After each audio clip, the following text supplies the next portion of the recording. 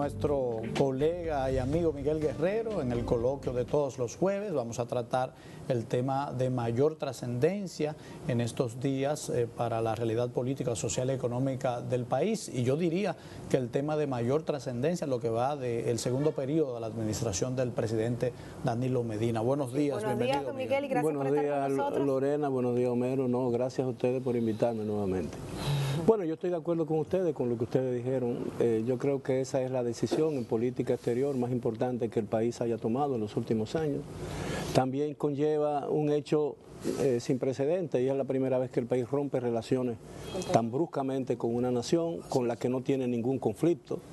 El país estuvo a punto de romper relaciones con Haití en 1963, en los meses de abril y mayo, como consecuencia de la crisis entre las dos naciones que se originó cuando el gobierno de François Duvalier, Papadoc, ocupó abruptamente la embajada dominicana en Puerto Príncipe y agredió, los soldados agredieron a parte del personal de la compañía y la ocupó y prácticamente desalojó. Bosch se enojó, se enfadó tremendamente, incluso el país estuvo a punto de entrar en un conflicto bélico con... Creo como la orden del presidente. El presidente, pero eso fue ya en septiembre. El presidente, con un tiroteo que hubo en la frontera, el presidente entonces ordenó a las Fuerzas Armadas a bombardear el Palacio Presidencial de Haití, y afortunadamente el Estado Mayor del Ejército y de las Fuerzas Aéreas no le hicieron caso al presidente, porque hubiera sido catastrófico. En aquella oportunidad, en abril y mayo, la razón que tuvo el gobierno haitiano para, no la razón, sino el pretexto que para ocupar la embajada dominicana era que un teniente del ejército, apellido Benoit, había intentado secuestrar a sus dos hijos, a Dominique y a Jean-Claude, cuando se iban al colegio. Y entonces la acusación falsa era de que el teniente, el oficial del ejército, al fracasar el secuestro, se había refugiado en la embajada dominicana, y eso no se pudo probar nunca, fue realmente un pretexto para ocuparla. Pero nunca se había dado ese caso de un rompimiento de las relaciones. Yo creo que aquí hay demasiadas expectativas con relación al establecimiento de relaciones con China, una decisión tardíamente tomada, yo creo. Exactamente. Pero no podemos tampoco alentar muchas esperanzas de que eso va a ser la panacea de la situación dominicana. Hablan de que el año pasado millones de turistas chinos viajaron al exterior, incluyendo a Taiwán, 5 millones a Taiwán, o más de 5 millones a Taiwán. Es un país que ellos tienen muchas relaciones. El país que más ha invertido hoy en día, por lo menos hasta el 2010, había hecho más inversión en dólares en China, había sido Taiwán, porque los dos países tienen un intercambio creciente. Pero yo pienso que es muy difícil, vendrán turistas chinos sin lugar a dudas, pero lo primero que se necesita es... Bueno, las cifras indican que están llegando aquí con unos 600 turistas chinos, 600. 600, sí, eso no sí, o sea, para que nos pongamos realistas. Aquí están hablando de millones. No, porque que dejan de ver de lado que el turismo también tiene que ver con las cercanías y la costumbre. Claro. Sí. Entonces ellos tienen zonas de playa, zonas turísticas que son más atractivas. Por ejemplo, en Tailandia reciben 3 millones de turistas chinos. Y tienen Singapur, Tailandia, tienen todo eso. Está más cerca. Ahora, vendrán aquí, pero tendremos que trabajarlo.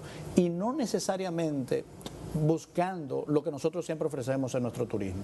O sea, que tendremos que ponernos creativos, no será tan fácil. Mira, lo primero es que tienen que establecer líneas, frecuencias aéreas directas. Porque nadie va a ir, por ejemplo, de China. Tú vives en Hong Kong o en Beijing. Tú no vas a ir. Quiero ir a la República Dominicana. Tienes que ir 14 horas de vuelo de Beijing o de Hong Kong a Madrid, y de Madrid 8 o 10 horas a República Dominicana. Eso es difícil.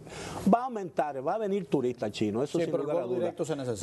Pero no forjemos tantas esperanzas de que vendrá mucha inversión china, que el país se llenará de fábricas chinas y todo ese tipo de cosas. La inversión es más... muy posible, porque República Dominicana, con su ubicación geográfica privilegiada, que accede al mercado norteamericano apenas a 4 días de distancia en un barco carguero, puede ser atractivo para las fábricas chinas. Ahora, lo que yo dudo mucho es que nuestra capacidad exportadora, que ahora ronda unos 200 millones de dólares hacia territorio continental China, crezca mucho, simplemente por los hábitos. Por ejemplo, el sector agrícola.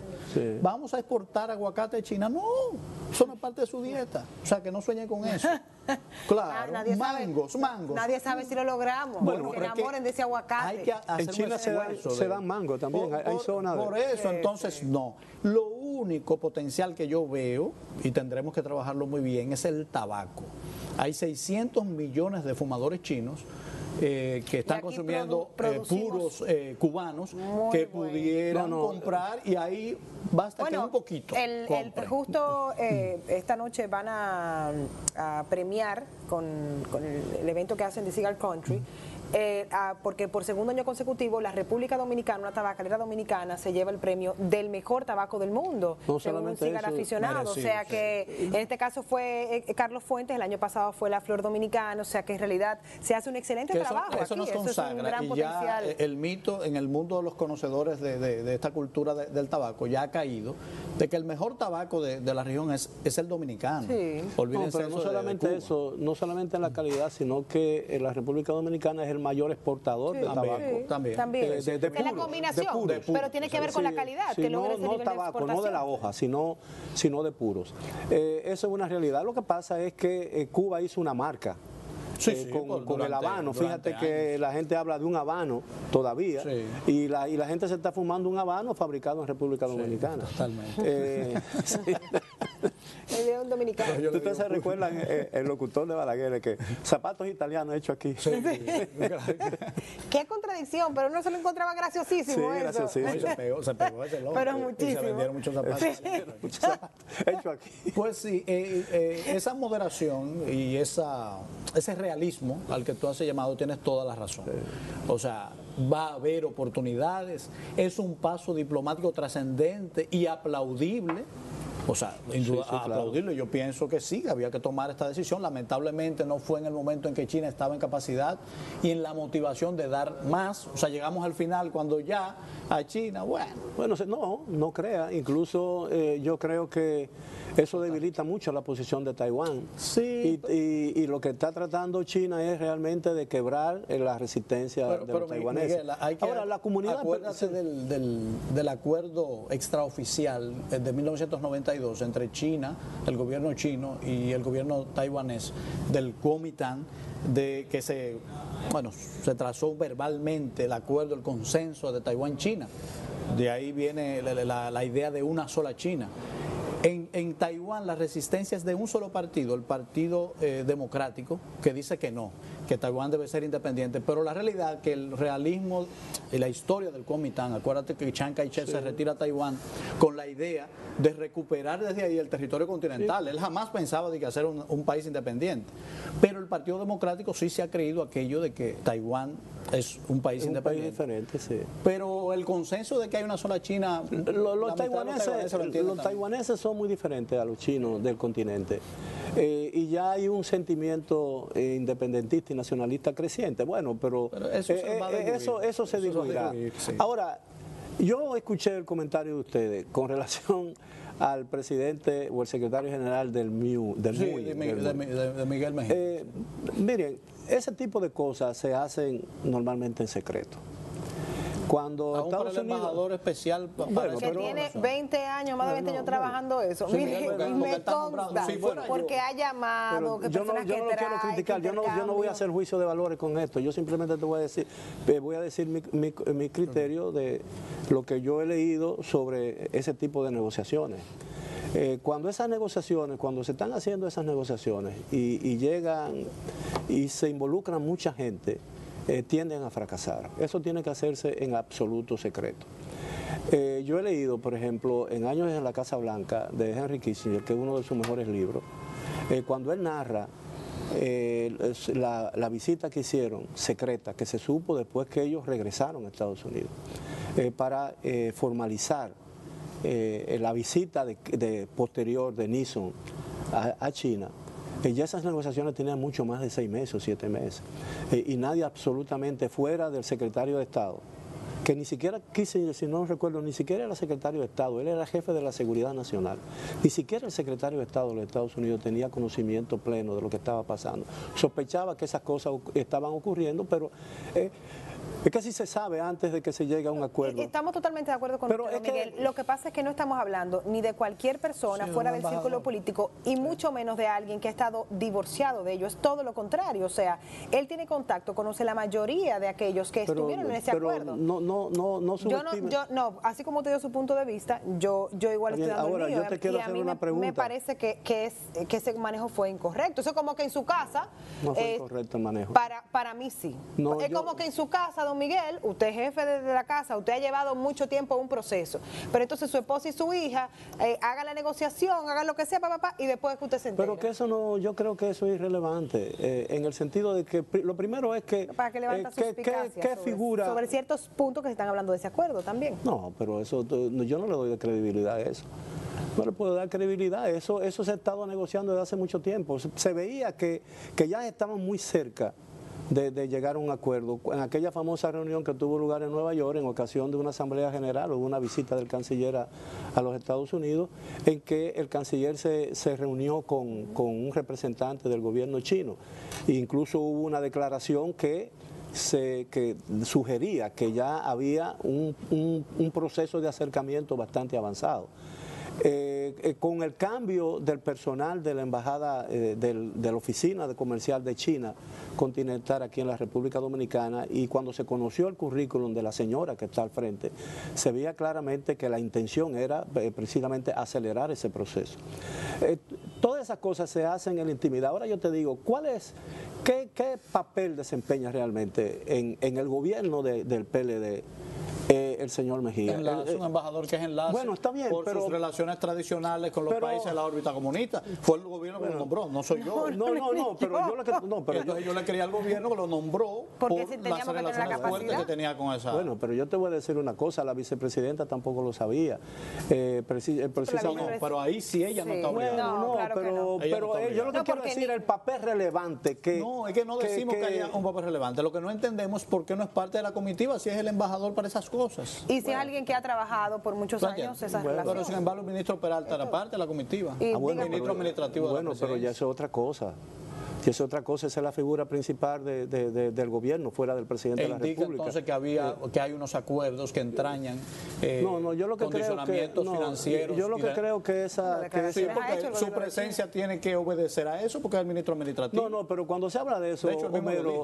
Homero, parecería indicar como que hay No, yo lo digo cosas en el escondidas. sentido pleno de las negociaciones entre dos naciones. O sea, no estoy sugiriendo absolutamente nada Digo, pecaminoso. igual como que las autoridades chinas hablaron de acuerdos con Incluso, intercambios por eso es económicos, lo normal, dijeron porque no me ellos. van a decir, yo no estoy de acuerdo con el presidente que dijo, no, esto es sin condiciones. Si fuese sin condiciones, es un disparate. Porque ¿cómo yo voy a dejar una relación amistosa condicionada con Taiwán positivamente, que ha mejorado nuestro sector agrícola, que ha ayudado a establecer la formación en tecnología? Pues el ITLA fue financiamiento de Taiwán. Para pasarme a China sin condiciones, no, tiene que haber condiciones. Lo que no debe haber es Exacto, soborno, dinero por el lado. Pero cuando el presidente dice, yo no voy a defender eso, pero cuando el presidente dice que no hay condiciones, significa que no hay nada oculto en unas relaciones Pues tiene que hablar Puede mejor, usar- entonces. Tiene que usar la palabra correcta. No, pero yo creo que ustedes están buscándole cinco patas al gato. No, don Miguel. eso lo Y yo digo creo hacia que la usted está siendo muy benevolente, Sí. porque al No, no, final, claro. Lo importante, yo creo que, mira, déjame Un jefe de decirte cuál Estado es mi tiene que posición. cuidarse. Mira, ¿quiere que le diga una cosa? Yo estoy muy apenado por la decisión, pero entiendo que fue una decisión correcta, dilatada. Yo también. Y creo que Bueno, te lo dijimos aquí, incluso como que mucho la reacción quizás un poco exagerada de Taiwán, que tiene hasta cierto punto una explicación. Yo no voy a decir una justificación. Primero porque parecía, y los chinos, yo tengo amigos en la embajada de Taiwán, amigos que con los que he hecho cierta afinidad, y las conversaciones que yo he tenido con ellos en el pasado, no lo he vuelto a hablar con ellos desde que se anunció el cambio, ¿no? Pero a mí me daba la impresión cuando hablaba con ellos que ellos estaban confiados de que el proceso que se había iniciado se había congelado. Sí, Y para mí, como resultado de eso, tengo que concluir, salvo que esté equivocado, de que el anuncio lo tomó de sorpresa. Porque ese tipo de cosas se hacen así. Miguel, fuentes de la embajada indicaron que una de las cosas que causó irritación fue que se enteraron media hora antes del anuncio. Sí, muy fuerte. Yo no estoy seguro de que esas sean las formas. Si hubiese sido porque es un país con el que, como tú dices, no tenemos ningún conflicto, sino agradecimiento. Y no cambiaba nada, absolutamente, porque iba Taiwán a impedir que nosotros anunciáramos eso. Se lo hubieran podido anunciar una semana antes. Mire, vamos a prepararnos. Y no pasaba nada, Miguel. Media hora antes. Es una manera de cuidar también, porque uno no sabe en el futuro, señores. Este mundo da muchas vueltas. Bueno, yo le voy a decir una cosa, y quiero reafirmar esto. Yo entiendo que el gobierno no tenía opción. Y al mismo tiempo le digo que estoy de acuerdo con una declaración que hizo el canciller de Taiwán en la visita que hizo al país después de aquella famosa reunión del canciller dominicano con el representante de China continental en los Estados Unidos, en el sentido de que nosotros, dijo él, Taiwán será más importante, República Dominicana será más importante para Taiwán que lo que será República Dominicana para China continental. Y eso es una realidad que nadie puede negar. Entonces, pero yo pienso que el gobierno dominicano, y hubo una declaración del presidente Medina que me pareció muy realista cuando dijo, yo no puedo tener relaciones con Taiwán y tener al mismo tiempo relaciones con China, porque no solo hay una China, y el gobierno reconoce que hay una China y solo hay un Taiwán. Eso es una realidad. Eso es una realidad. Aunque él quisiera, no lo puede hacer. Y vamos a estar claros. Además, en la reacción de los Estados Unidos son apabullantes. El año pasado, datos preliminares indican que las importaciones de la República Dominicana desde China alcanzan más de 1.200 millones de dólares. El comercio, las exportaciones superan 400 millones de dólares. Cuando tú lo comparas con las exportaciones nuestras, cifras preliminares del año pasado, 10 millones de dólares a Taiwán. E importaciones, 147 millones de dólares. O sea, los números indican que era obligatorio que República Dominicana estableciera relación con un monstruo económico como China. Yo creo que, y el asunto es... Yo creo que todavía la República Dominicana solo tiene una balanza comercial favorable con Estados Unidos. Con todos los otros países tiene una balanza deficitaria. Y lo tenía con Taiwán y lo tendrá y lo va a tener y va a aumentar con China. Va a aumentar ahora con China.